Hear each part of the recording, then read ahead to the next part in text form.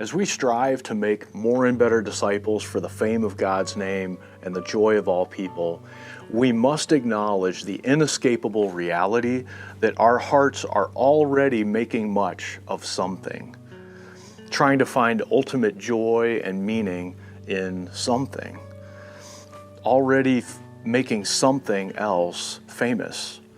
So we cannot help but worship. This is something that is hardwired into our very being. But we must ask ourselves the question, what is fueling our worship? And who or what is the object of our worship?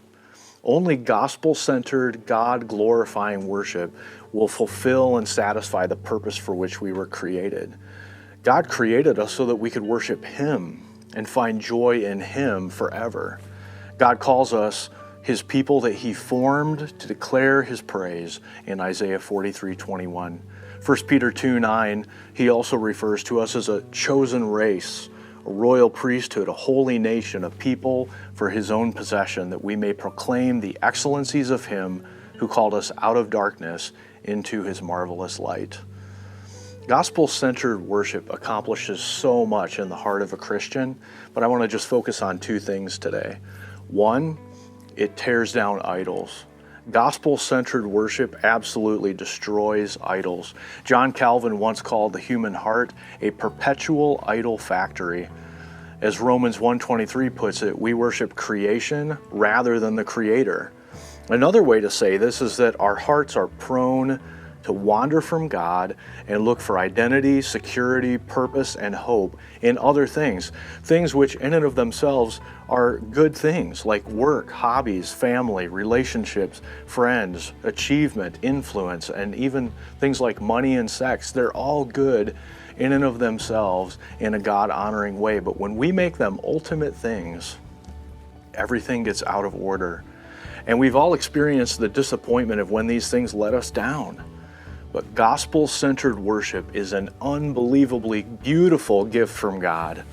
Looking again to the cross reorients our hearts, it reorders our disordered love, and it enables our hearts to love God supremely. When we anchor our hope to Jesus and only Jesus, we're freed from guilt and shame and our self-righteous attempts to prove something to God, to prove that we have value, and to save ourselves would be another way of putting it. And so our value is no longer something that we strive to earn, but it's a gift from God, expressed in these two magnificent biblical truths. First off, that Jesus created us in the image of God, and secondly, that Jesus went to the cross and died for us for the glory of God.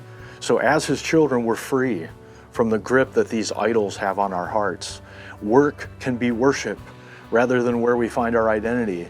Managing finances can be worship also instead of where we attain security. Raising children can be worship rather than where we struggle to find purpose. And pursuing knowledge and understanding can also be worship rather than where we rest our hope.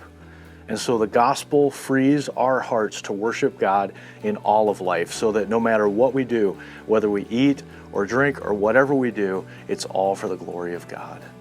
So gospel-centered worship destroys idols and anchors our hope firmly in Christ. Number two, gospel-centered worship declares biblical truth. This should be obvious. That's what worship is. We are declaring the truth of who God is, what He has done, His commands, His promises, His nature and character.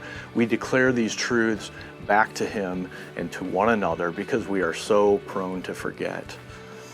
Though it is no less an act of worship to belt a song of praise in your car by yourself, there is something uniquely special, undeniably beautiful, and extraordinarily biblical about coming together and worshiping God corporately in song. Colossians 3:16 says, "Let the word of Christ dwell in you richly, teaching and admonishing one another in all wisdom, singing psalms and hymns and spiritual songs with thankfulness in your hearts to God." So biblical worship is about letting the truth of the gospel frame every situation, so that truth is leading our emotions rather than emotions ruling our lives. So when the church comes together, Worship pours out of us just as freely as we have been pouring God's truth into us as we read His Word. That's why it's so vital to seek God faithfully in His Word every day. And congregational singing then is an outflow of the Word of Christ dwelling richly in His people. That is what worship does for His church. Love you, church.